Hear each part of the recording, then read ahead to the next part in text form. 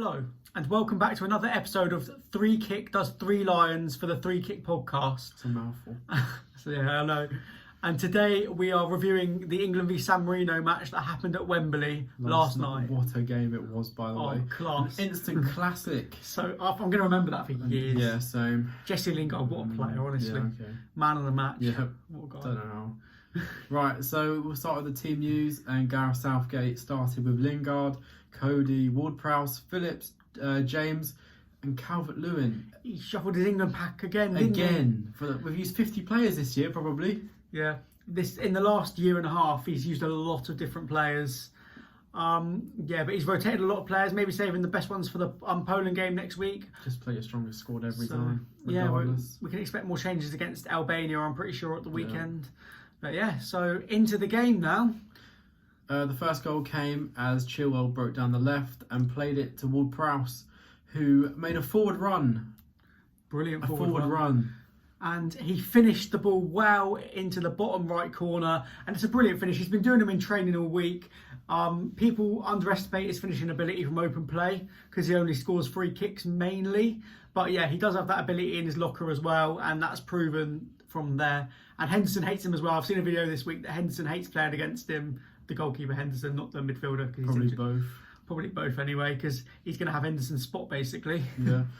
It just shows the impact of when our midfielders actually make a forward run. Oh, yeah. Instead of just passing it around with each other. It's not ideal. It is not fun. Just make forward runs Right. and then that's your reward. The second goal, the ball on the right. Reece James played an excellent cross into Calvert-Lewin, who heads home for 5 yards. 5 yards, yeah. Typical.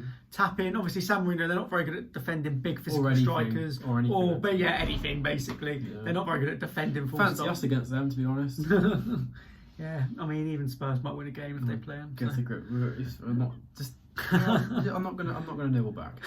So the third goal, Sterling beat a couple of players from the left.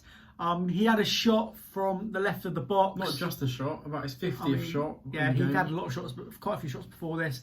The ball was going towards the keeper. I think the keeper would have saved it comfortably. He would have saved that with ease. But it took a deflection and then went in at the near post. He got very lucky and he needed it in this game because he struggled to finish and was a little bit greedy, if I'm honest. A little bit greedy. Him and Lingard both had quite a lot of shots. We'll get into that. The fourth goal, Chilwell covered the defence open again with a splitting ball to Lingard, who played the ball across the box for Calvert-Lewin to tap in again. Another tap in. He loves him. He should have scored more than two this game. He should have had 5 or 6. You know. And his aerial ability makes him a real asset as well. And Chilwell had a fantastic game as well. Harry Kane starts as 10-0.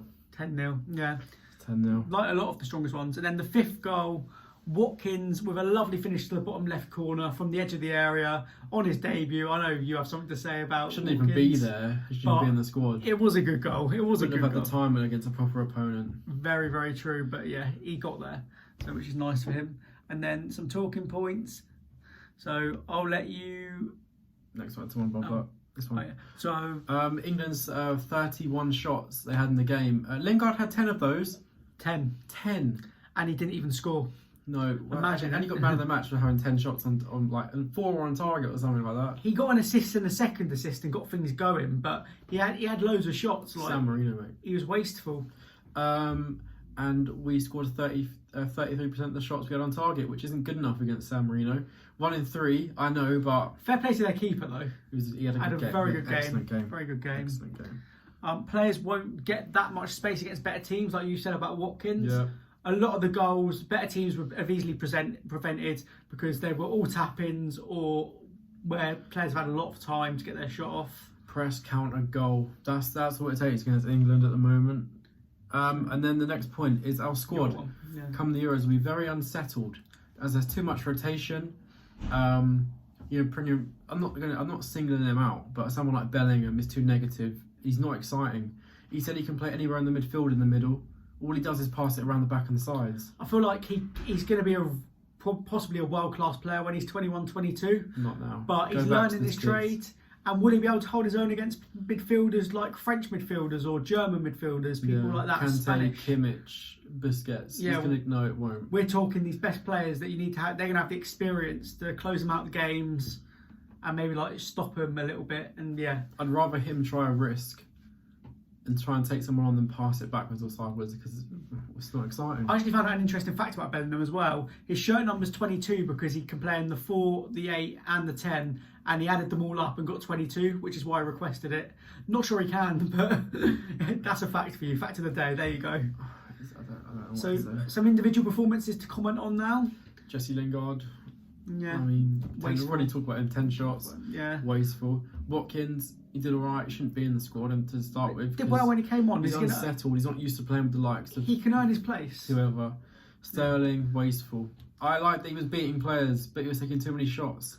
I think he can be a really good player when he's unselfish because he can play it into the box, take out a lot of players and square it for Kane. We don't talk about it. Or He was offside anyway. Or square it No, to he was other players. offside. He was offside anyway. He was. He was. Exactly. So We like to think that's how he was offside. Doesn't matter. I like the fact that he beats players. I don't like the fact that he's too greedy and always tries to take a shot. I think Grealish will start over him personally. I hope. I think he's got to. They need to both be in the team. And then Mason Mount, obviously with that 8 pass stat, whatever it was. 8 key passes in the first half. I think he's a really good player, but you have differing opinions on that. I think he's a good player, but I don't think he's as good as everyone makes him out to be. Yeah, I mean, what's his best position? Is he an 8? Is he a 10? He could play in them both. Yeah, but what is he though? I like him as a 10. I'd throw him as an 8. I think because his defensive work rate is underrated. when he played against Saints, he got everything going. He moved everything around. And out of form Saints. We were about as good as San Marino. But to be fair, we drew 1-0 in that game. About as good as San Marino. Yeah, here we go. That's Now, a talking point is the commentators.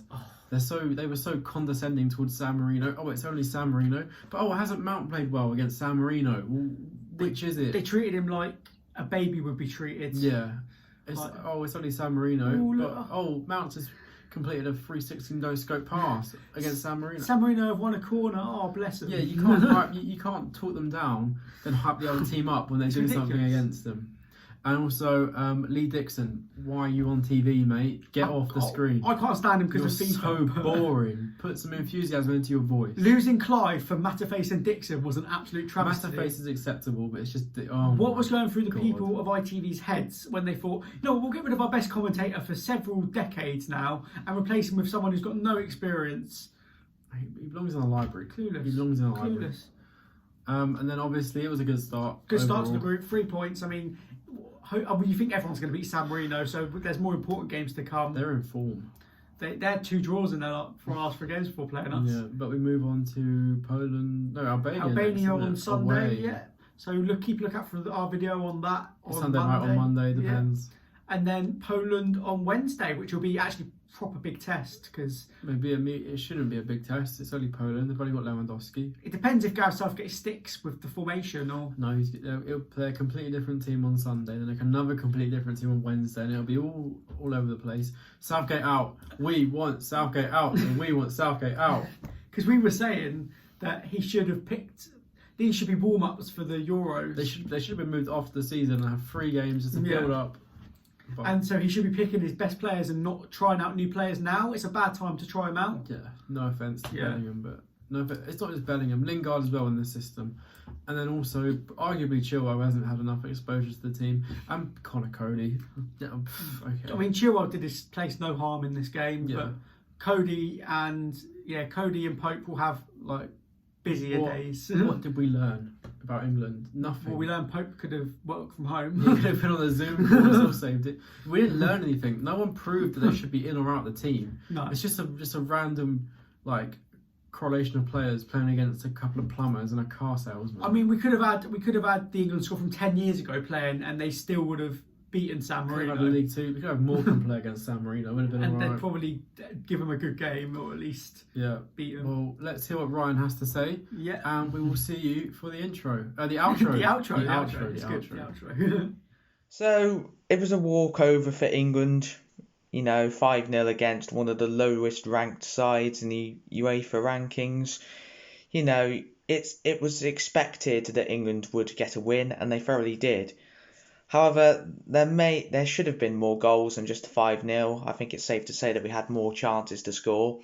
But Benedettini, the San Marino goalkeeper, turned into prime Neuer against us at times. But no, it's a good start to our World Cup qualifying campaign for 2022. I think it was real nice to see players like Bellingham, Watkins make their debuts. Sterling, I feel, is Raheem Sterling. I believe that after watching him last night, I think he's more selfish than he needs to be.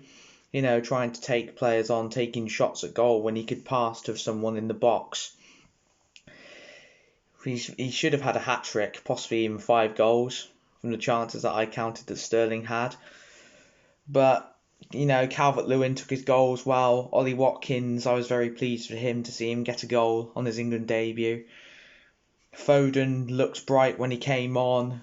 Connor Cody was sharp at the back. It was just an all-round great performance. And I actually felt sorry for Nick Pope, who probably must have been absolutely bored standing in the goal for England, not having to do absolutely anything for the whole 90 minutes. But no, I think 4-2-3-1 is the way forward for England, formation-wise.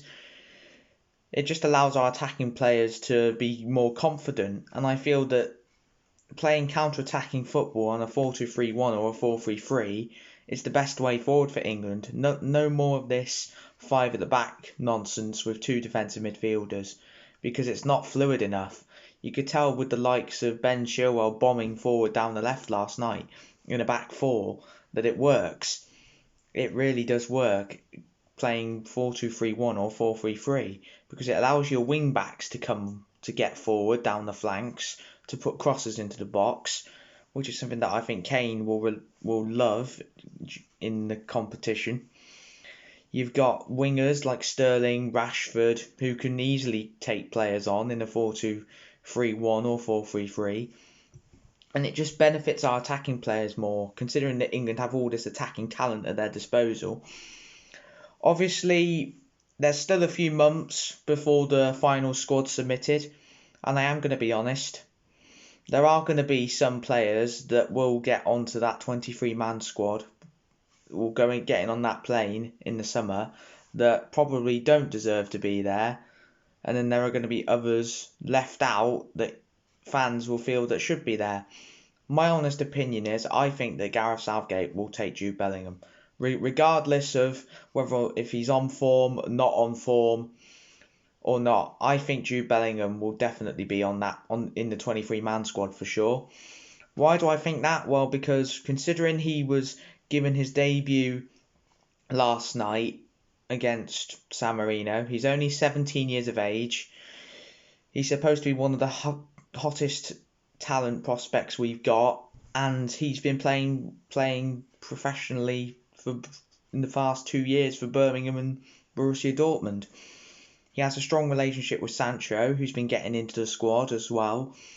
And obviously, him getting picked for the squad shows that Gareth likes him. And I feel that if Bellingham doesn't get injured, whether or not he should be on the plane or not, regardless, I feel that he will be part of Gareth's 23-man squad for Europe. I think Calvert-Lewin will definitely be on the plane for sure. Calvin Phillips, I don't know. The centre back issue is another problem for Gareth to decide, because obviously you've got the likes of, you have Connor Cody, who's been doing well for Wolves, James Tarkowski, Fikayo Tomori should be within a shout of getting on the plane. He's been performing well for AC Milan. He's been doing really well over there. So it's going to be a really tough selection headache for Gareth when it finally comes to picking his squad. But on the whole, it was a really comfortable performance for England last night. Great to see a few lads such as Bellingham and Watkins make their debuts. And overall, it's a great start to our Euro World Cup qualifying campaign. Thank you, Ryan, for that. Some good thoughts there. Yeah, great. And so this has been 3 Kick Does 3 Lions. And yeah, please join us. No, please like and subscribe if you enjoyed the video. Yeah. We like to see that The road subscriber to count 50, go up. we're on our way. We've got some big things planned for 50 subs, so if you just want to hit the button, it's there. It's down there. Hit it. We've got some big video ideas. We've got some big stuff So coming. if you're enjoying the content, the quicker you subscribe, the quicker we get that out for you. Yeah. So definitely. thank you for watching this video. Please join us again later in the week for Join the wall. Join the wall. Join our the 3 kick wall. I mean, if Prowsey's taking it, we're going to need you. So Yeah, someone's got to block it. come on. So thank you for watching, and please join us in the next one.